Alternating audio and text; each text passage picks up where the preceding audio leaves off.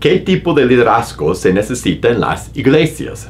¿Cómo confiar plenamente en Dios? ¿Cómo aplicamos lo que dice Malaquías sobre el diezmo? ¿A qué edad es más conveniente tener novia? ¿Quiénes pueden participar de la Santa Cena? Un hermano muy enfermo de gravedad pide bautizarse y no está casado. ¿Qué debemos hacer? ¿Qué pasa si la persona que me gusta no es cristiana?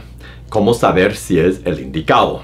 ¿Qué hago si yo voy a la iglesia y mi esposo no quiere acompañarme? Decidí separarme de mi compañero, no estamos casados y ahora la cosa no va mejor. ¿Puedo yo casarme a ser divorciado por infidelidad por parte de mi esposa?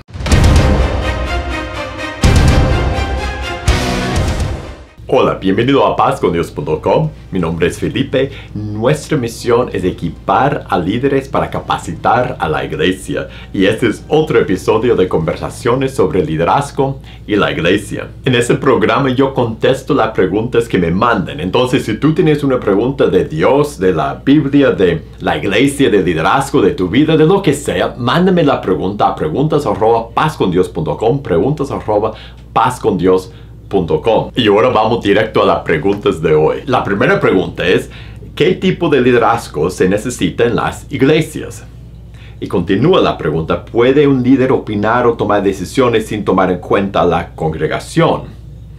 Y en la pregunta menciona los dos extremos de lo que realmente no es liderazgo, del mal liderazgo. Por un lado es el liderazgo que no escucha a nadie, que es déspota, que es dictador, que hace lo que quiere, que usa su autoridad porque tiene autoridad y no para ayudar a los demás y guiar bien a los demás. Eso no es buen liderazgo y no es bíblico tampoco.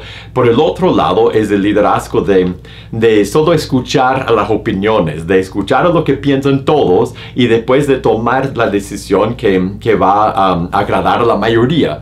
Eso tampoco es liderazgo. Entonces, si ni uno ni el otro es liderazgo, ni déspota, ni alguien que solo escucha las opiniones y hace lo que todos quieren, ¿qué es el liderazgo bíblico? Yo creo que para entender bien el liderazgo bíblico tenemos que ver a dos cosas. Primero, el ejemplo de Jesús. Jesús era un líder fuerte, un líder que guiaba a la persona. De hecho, ser un discípulo, ser un seguidor de Jesús. Él era un líder que llevaba a las personas a donde necesitaban estar. O sea, a estar más cerca de Dios y trabajar en el reino, entrar en el reino.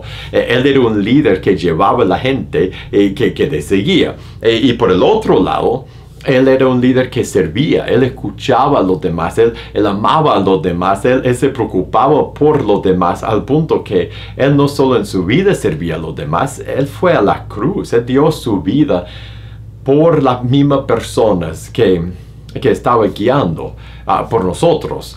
Este es un buen ejemplo de la clase de liderazgo que necesita la iglesia.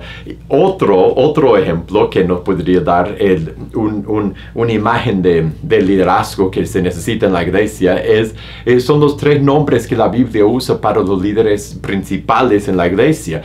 Dice pastor, obispo y anciano, y usa esos tres nombres, esos tres títulos para referir al mismo grupo de líderes, al mismo grupo de hombres, los líderes principales de una iglesia, de una congregación local.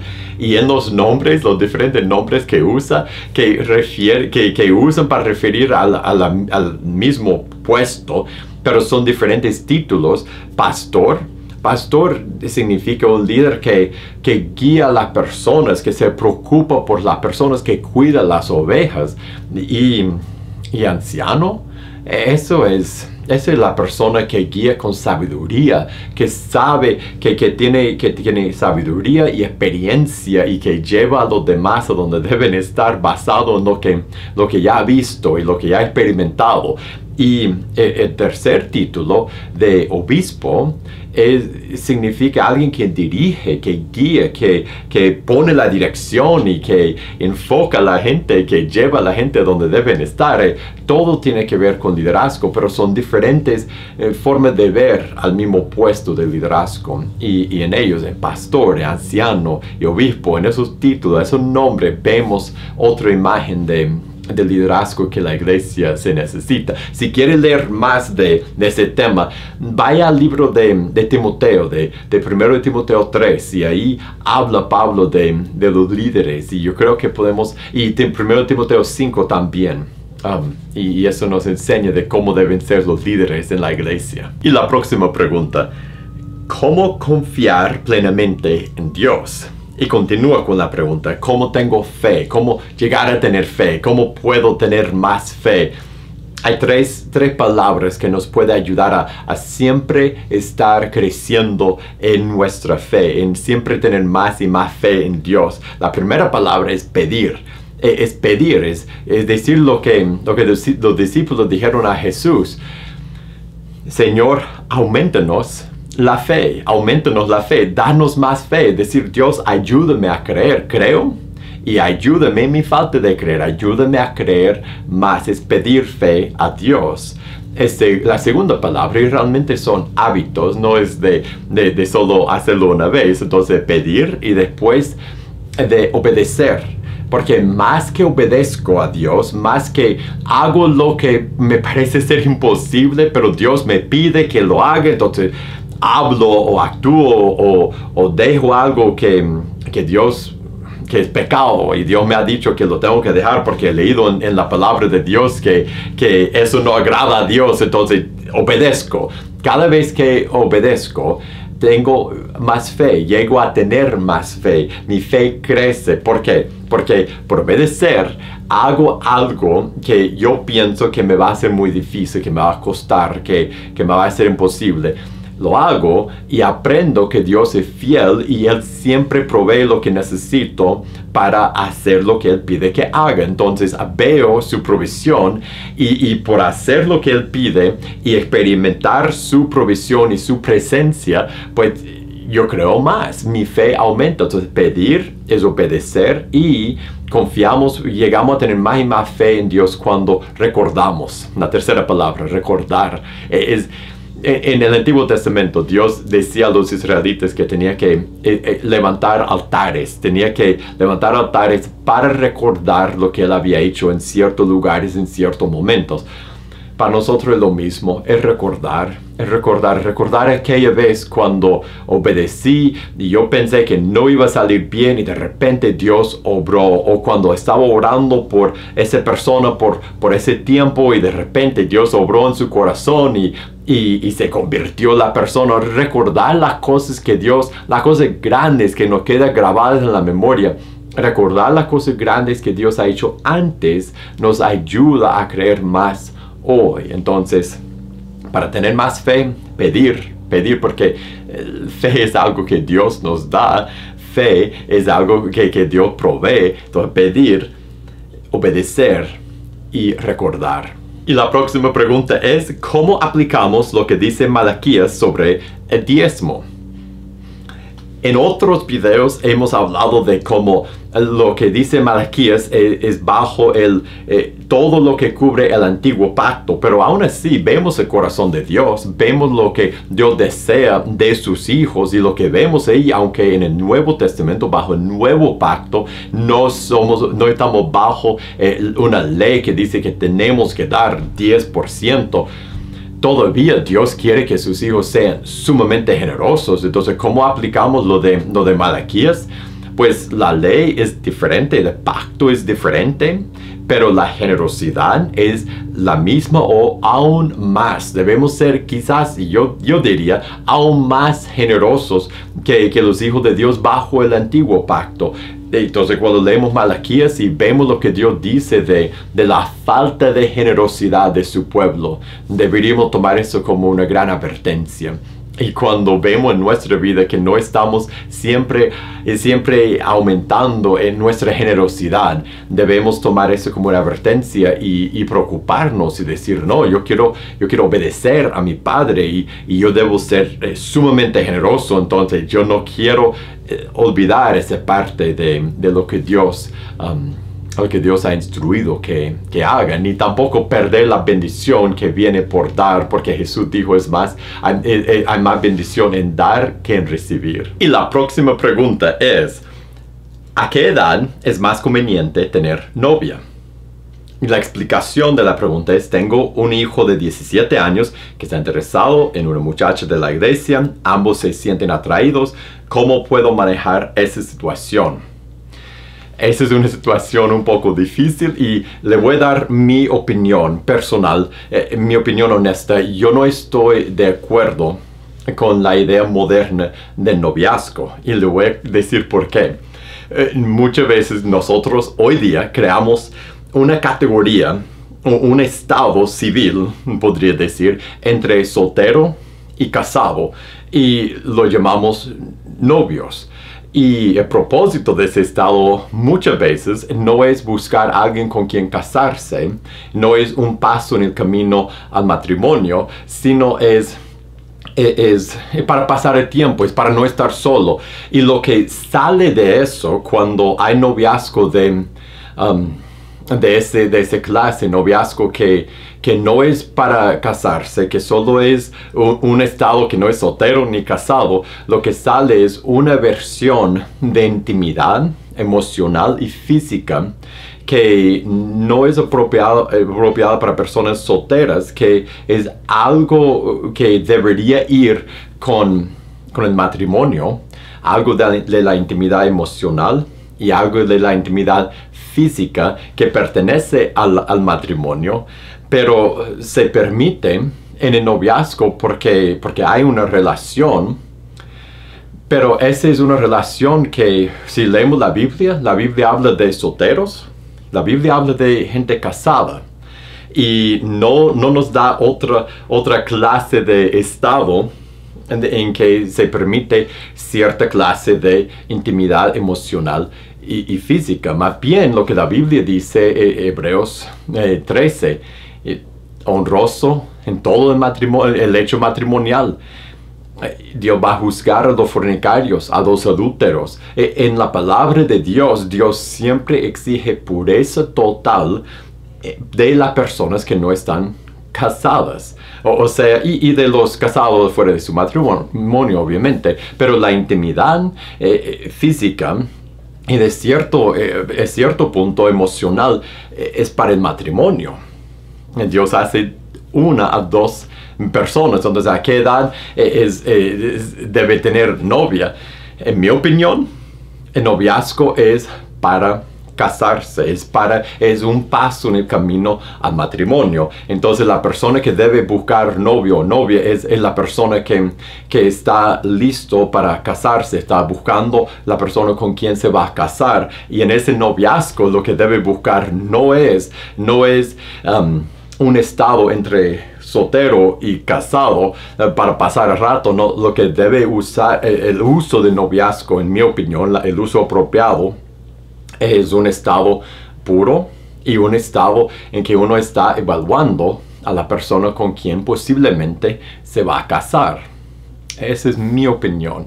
Yo creo que si manejáramos así al noviazgo, habría mucho menos problemas con pureza en nuestras vidas. Y la próxima pregunta: ¿quiénes pueden participar de la Santa Cena?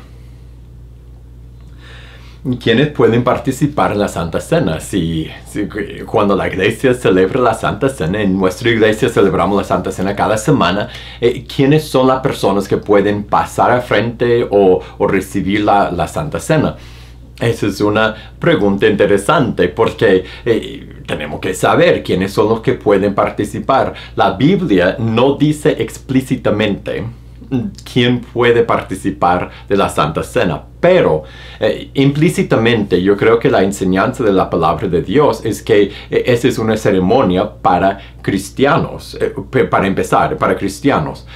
O sea que, y la razón que digo implícitamente es porque toda la enseñanza alrededor de la Santa Cena es dada a los cristianos. Jesús dijo a sus seguidores: cada vez que hagan eso, hazlo en memoria de mí. Esa es una ceremonia que es para los seguidores de Jesús. Y en la pregunta qué tan estrecha es la relación entre la Santa Cena y el bautismo en aguas. Yo diría, pues, como dice Hechos 2:38, que la forma que uno entra en la salvación, que uno toma su decisión de seguir a Jesús, es por arrepentirse y bautizarse, Por lo tanto, si alguien no ha tomado esa decisión, si no se ha arrepentido y no se ha bautizado, no debe tomar la Santa Cena.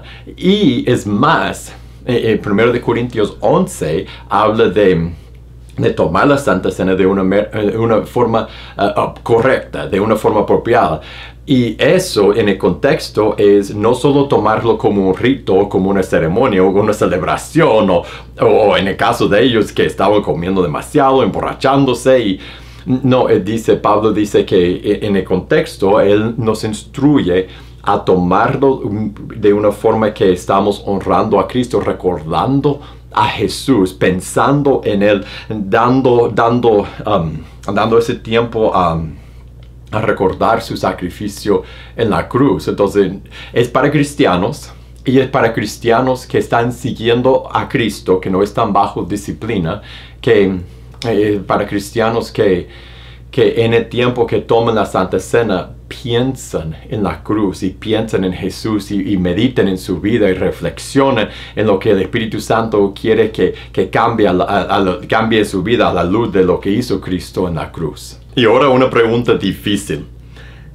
Un hermano muy enfermo de gravedad pide bautizarse y no está casado. Y la pregunta es qué debemos hacer en esos momentos cuando alguien quiere bautizarse, en ese caso una persona muy enferma, y quiere tomar la decisión de seguir a Cristo y no está casado, está viviendo en fornicación, viviendo en pecado. ¿Qué debemos hacer? La respuesta es, la forma que uno toma la decisión de seguir a Cristo es por arrepentirse y bautizarse. Eso es Hechos 2:38. Cuando tomamos esa decisión, empezamos a seguir a Jesús. Y así alguien, si la persona está enferma o no está enferma, y especialmente alguien que está gravemente enfermo, que está viendo a la muerte acercarse y quiere entregarse a Jesús y quizás en ese momento quiere arrepentirse de corazón y tomar la decisión de seguir a Jesús por arrepentirse y bautizarse. ¡Qué bueno! Nuestro trabajo no es negar el bautismo a nadie, no es negar a alguien que tome esa decisión. Pero nuestro trabajo, nuestra tarea como cristianos y como líderes en la iglesia es ayudar y guiar a las personas a que tomen correctamente de verdad esa decisión. Y eso significa ayudarles no solo a bautizarse, sino a arrepentirse, porque recuerda, Hechos 2:38 es arrepentirse y bautizarse, van juntos. No puedes tomar la decisión de seguir a Jesús solo por arrepentirte, levantar una mano y entregarte a Jesús en tu corazón y arrepentirte con tu mente y tu corazón, y no puedes decidir seguir a Jesús solo por bautizarte, sin arrepentirte. Los dos van juntos. Entonces la pregunta es, ¿qué es el arrepentimiento?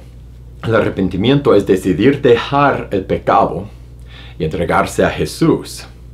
Y nuestro trabajo es guiar a las personas que quieren tomar esa decisión a entender qué significa o qué podría significar para ellos arrepentirse, dejar su pecado, entregarse a Jesús. Para algunas personas eso es diferente. La conversación es diferente con cada uno, pero con alguien que está viviendo en una relación de fornicación, la conversación empieza por decir, si te estás entregando al señorío de Jesús, si estás arrepintiéndote de tu pecado, eso significa, por lo que dice la palabra de Dios, que vas a dejar de vivir en fornicación, que vas a dejar de vivir juntos con una persona con quien no estás casado. Y arrepentimiento viene, y después el bautismo viene juntos en el mismo momento, pero tiene que haber arrepentimiento.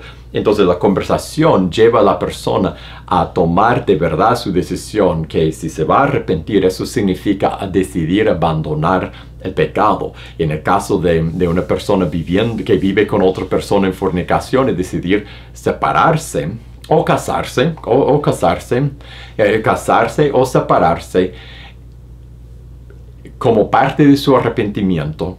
Y al hacerlo, por arrepentirse, después se bautiza y con eso sella su decisión y entra en la familia de Dios. Que Dios te dé palabras de sabiduría a guiar a esa persona y que de verdad entre en la familia de Cristo. ¿Qué pasa si la persona que me gusta no es cristiana? ¿Cómo saber si es el indicado? Es una pregunta muy común y la respuesta es dura y a la vez es muy sencilla.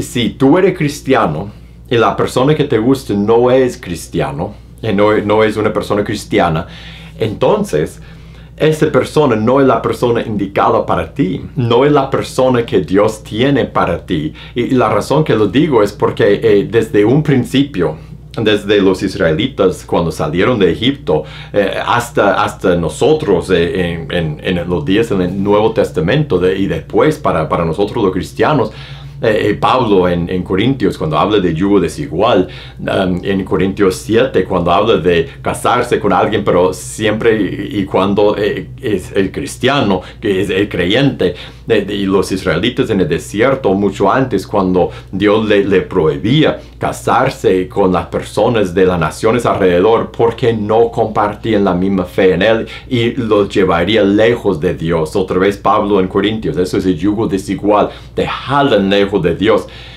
Si una persona no comparte tu fe y si no ama a Jesús, si no se ha entregado su vida a él, si no se ha arrepentido y bautizado y si no vive con una entrega a Cristo, entonces es el yugo desigual. Esa es una persona que está fuera de la lista para un cristiano y es gran pecado. Lea Números 25. Es gran pecado para un cristiano casarse con alguien que no comparte su fe.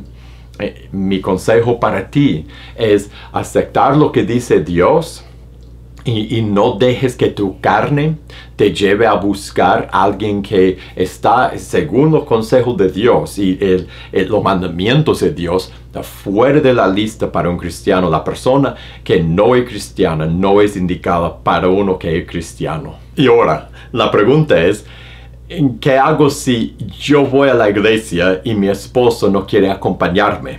El contexto de la pregunta es, mi pregunta es si estoy con un hombre casado, ya estoy empezando a ir a la iglesia cristiana, ¿qué puedo hacer si él no quiere ir porque dice que es católico?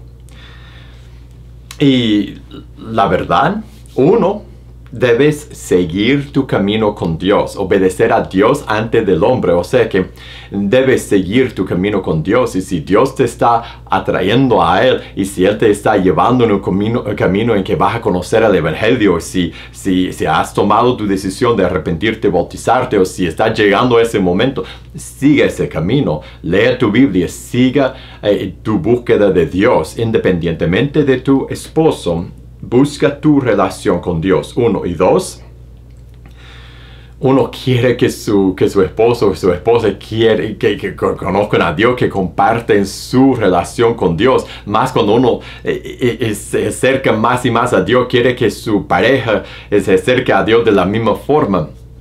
Y la realidad es que, 2, mi segundo consejo, acepta que tú no vas a poder cambiar su corazón. Solo Dios puede cambiar su corazón. Por lo tanto, invítalo, habla, pero no empujes. Y más que todo, habla con Dios. Ora por él a diario. Ora a Dios por él a diario. Y habla cuando Dios te da palabras. Invita cuando Dios te guía a hacerlo. Pero no lo empujes. Deje que Dios empuje su corazón. Y mi tercer y último consejo viene de 1 de Pedro 3. Dice, asimismo ustedes, mujeres, estén sujetas a sus maridos, para que también, y eso aplica a ti en esa pregunta, para ti los que no creen la palabra sean ganados sin palabra por la conducta de sus esposas, considerando su conducta casta y respetuosa. Recuerda tu testimonio, porque si tú estás siguiendo a Jesús, empezando a profesar una fe en Cristo, empezando a buscar el camino de Dios, que tu vida refleja eso y tu forma de llevarte con tu esposo refleja eso, para que, como dice, para que él sea ganado hasta sin palabras, para que tú puedas compartir el Evangelio con él algún día, porque él quiere escucharlo de ti, porque él ha visto la transformación en tu vida. Y que Dios te salve a ti y que Dios te salve a tu esposo también. Y ahora una pregunta que entró en un comentario de YouTube. El resumen de la pregunta es, decidí separarme de mi compañero, no estamos casados y ahora la cosa no va mejor. Primero, no dudes de tu obediencia. No dudes de tu obediencia. Si tú por convicción y por obediencia a Dios decidiste separarte de una relación de fornicación, hiciste bien. Estás cumpliendo con la palabra de Dios. Estás haciendo lo que Dios ha pedido de ti, de todos, que no vivamos en fornicación. Y tú estás haciendo bien. Esta es la mejor decisión que pudiste haber tomado. No dudes de tu obediencia. Muchas veces nosotros medimos el efecto de nuestra obediencia por cómo nos va después. Si nos va mal, decimos, no lo he hecho. Si nos va bien, decimos, hice bien. No mides tu obediencia por lo que está pasando en tu vida. Si la cosa te va más difícil, si te va si es más dura la vida después de obedecer a Dios, recuerda, tienes un enemigo que hará lo posible para hacerte regresar a tu pecado de antes. Y hasta él pone tropiezos y problemas en tu camino para que tú regreses y vuelvas a lo de antes.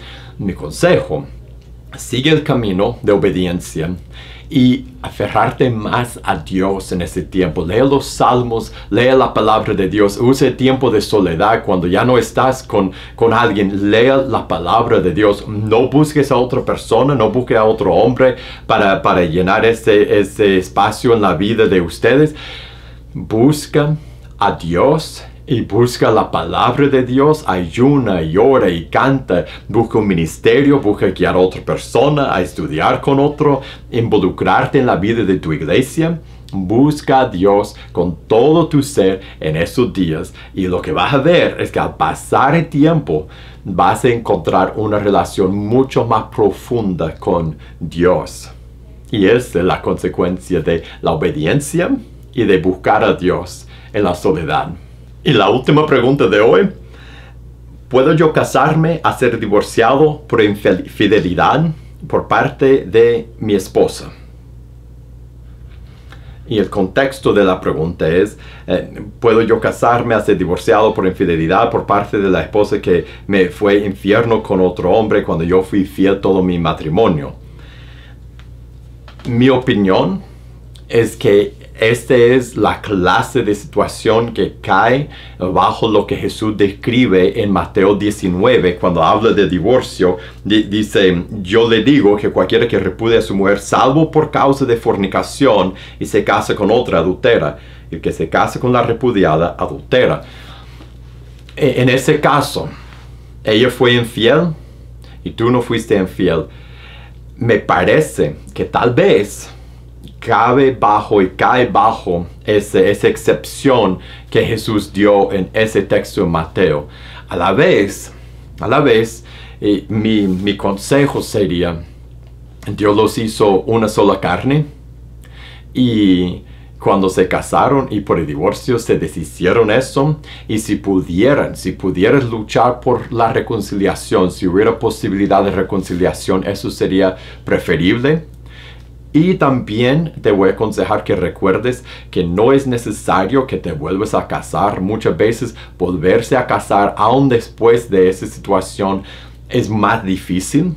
Y porque uno queda con el dolor y la tristeza y hasta la amargura de lo de antes y trae todo eso a su nuevo matrimonio. Hay que pensar en eso.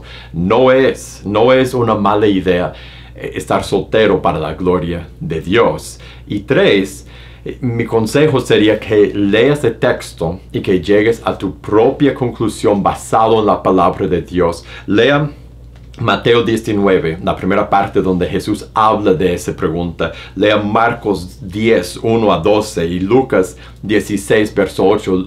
Lea Mateo 5, donde habla de divorcio también. Lea los otros textos donde Jesús habla de divorcio.